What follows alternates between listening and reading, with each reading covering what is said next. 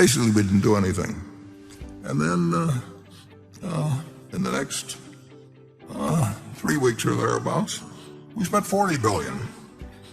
You could learn it in 4th grade, but it's not what's taught in school. And so people who are looking for all these footprints in the woods and all that is what we're doing. We're just doing it day by day as it comes along. And I think this table kind of illustrates that. We spent $40 billion in a hurry there between 3 weeks, and now we're back somewhat in our more lethargic mood. But anything could change at Berkshire, but the one thing that won't change is we will always have a lot of cash on hand. And when I say cash, I don't mean commercial paper. When 2008 and 2009 financial panic came along, we didn't own anybody's commercial paper. We didn't have money market funds. We have treasury bills. And as I may get into a little later, I'll explain to you why. We believe in having cash.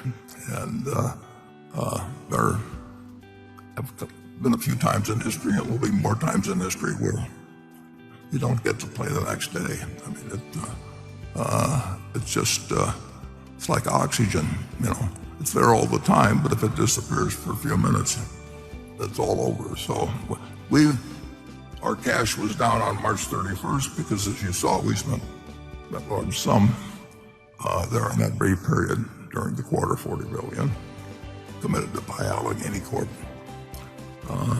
something over $11 billion. And but we will always have a lot of cash. We don't. Some of our companies have bank lines. I don't know why they have the bank lines. We're better than the banks, and we'll give them the money if they need it. But the local bankers have been calling on them, and they need something to do. Everybody else has bank lines, so it's harmless. But there's no reason for any of our subsidiaries to have bank lines. Berkshire is stronger than the banks. I didn't hear exactly what I don't know whether that was a banker screaming or. I don't really like to torture. I don't like to torture anybody. I mean,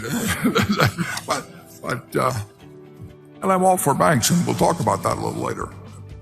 In fact, money's kind of an interesting thing. People seem to like to talk to me about it. I mean, they don't ask me how to dance or anything like that, but they do. They ask about money. And so, if we'll put up Federal Reserve notes. Now, Federal Reserve note, we've done all kinds of things with money in this country. It's amazing. The country only a couple hundred years old. The number of different experiments we've made with banks and everything. But we finally just decided to let the Federal Reserve do the issuing of money. And down in the lower left-hand corner, incidentally, I think Rosie Rios, who signed this note, I think she signed more U.S. currency than any other person in history. So if you see Rosie, you cozy up to her. I mean, this is a woman that has issued a lot of currency. But it says, this note is legal tender for all debts, public and private. And that makes it money. You can go into our candy store, and if you offer us enough bushels of wheat, we'll probably give you a box of candy. But money is the only thing that the IRS is going to take from you. You can offer them all kinds of, you can offer them pain, you can offer them all, whatever, but this is what settles debts in the United States. And I thought that you'll hear a lot about various kinds of money. This is the only kind of money you're going to see, in my opinion, throughout your lifetime, or even throughout Charlie's lifetime. I mean, this is, it's very interesting because it just says that settle all, legal tender for all debts, public and private, and nothing else. says that, except I thought you might be interested in seeing another $20 bill, and this one I own. And on that, it's got the same guy's picture, Andrew Jackson, and everything. And that's a $20 bill. And that $20 bill was issued during my lifetime. And it was done by a bank that Berkshire ended up owning. So you'll see the Illinois National Bank in Buster Rockford. And we bought that bank back in 1969. And if you look down on the bottom of that one, it's signed by a fellow named Eugene Abegg. And we bought it from Eugene Abegg. So we still have some $20 bills. They came in sheets, and we can cut them out like paper dolls. And they're our money. The Illinois National Bank issued money. But just remember, the United States government, in effect, said that this became exchangeable for lawful money of the United States. That's what money is. It may turn out that it becomes worth dramatically less in purchasing power. It can become almost like paper money, as it has in many countries. But that is all. When people tell you that they're issuing new forms of money, this is the only thing that will pay bills under some circumstances. And there were days, a few days in 2008, and we came very close to having a repeat in March 2020, and we had plenty of money on March 20th, but we were not very, very far away from having something that might have been a repeat of 2008 or even worse. And we have a bookstore here, but the Bookworm, it's in the other room, and they've got a book called $1 Trillion Triage. And for those of you who actually like to read about this sort of thing, it's a marvelous account of what took place day by day with the Federal Reserve and the Treasury. And believe me, if the Federal Reserve hadn't done what they did, at least in my view,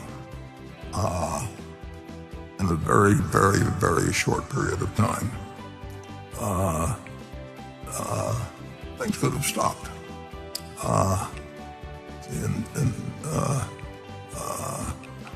And I tipped my hat a couple of years ago to Jay Powell for acting as he did.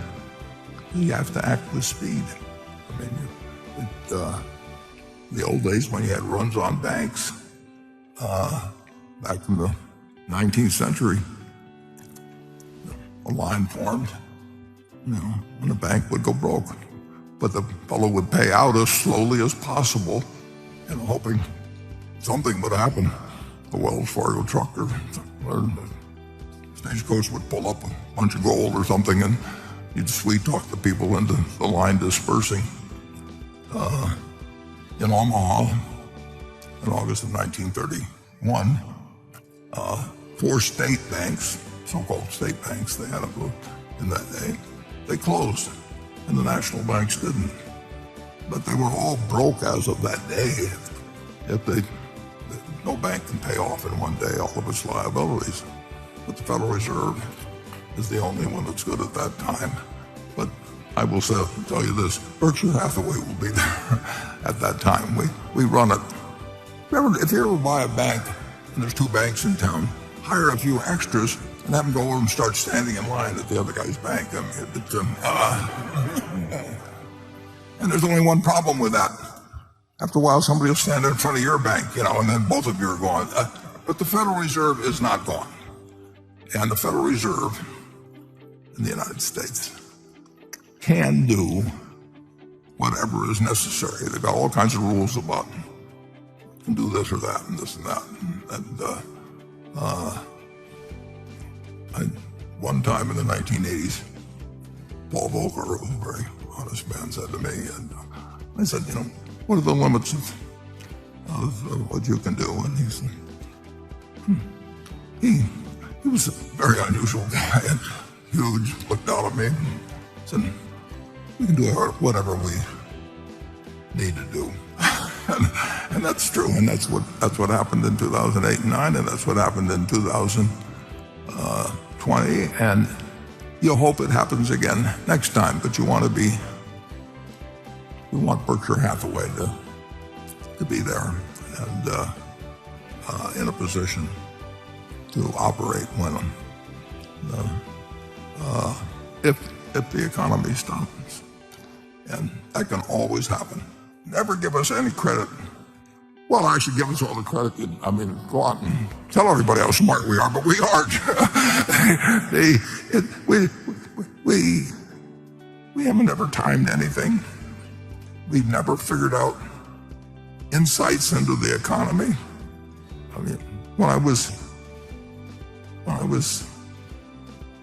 11 years old, March 12th, I guess, 1942, at March 11th, I bought stock when the Dow was 101 in the morning.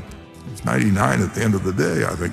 And, now it's 34,000, or maybe it's 1,000 less than it was on Thursday. But I just, it's one decision. It's a good thing to own American business. And if the Harvard endowment had come to see me, and it's 11-year-old,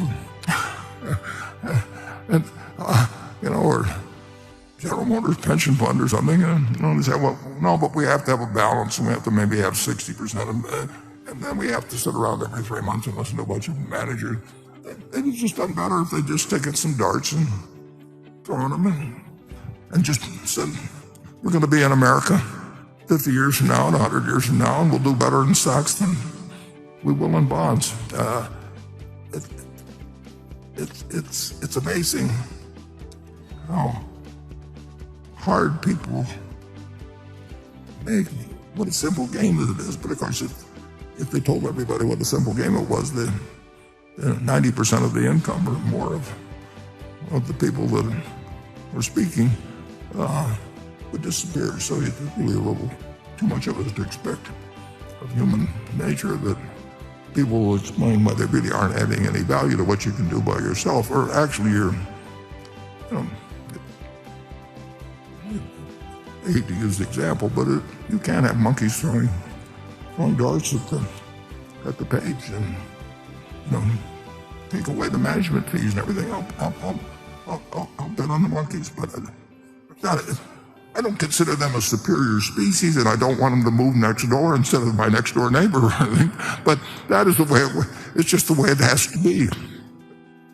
Trying to get anything cheerful to say? Well, frequently in wealth advisory business, the way it used to be, you go to your investment advisor and you say, what should I do to protect myself for the future? And he says, why don't you give me $50,000 of your net worth now? That's my contribution to your future. It's a peculiar business. Yeah, it's a great place to go rich. It's still, if you have a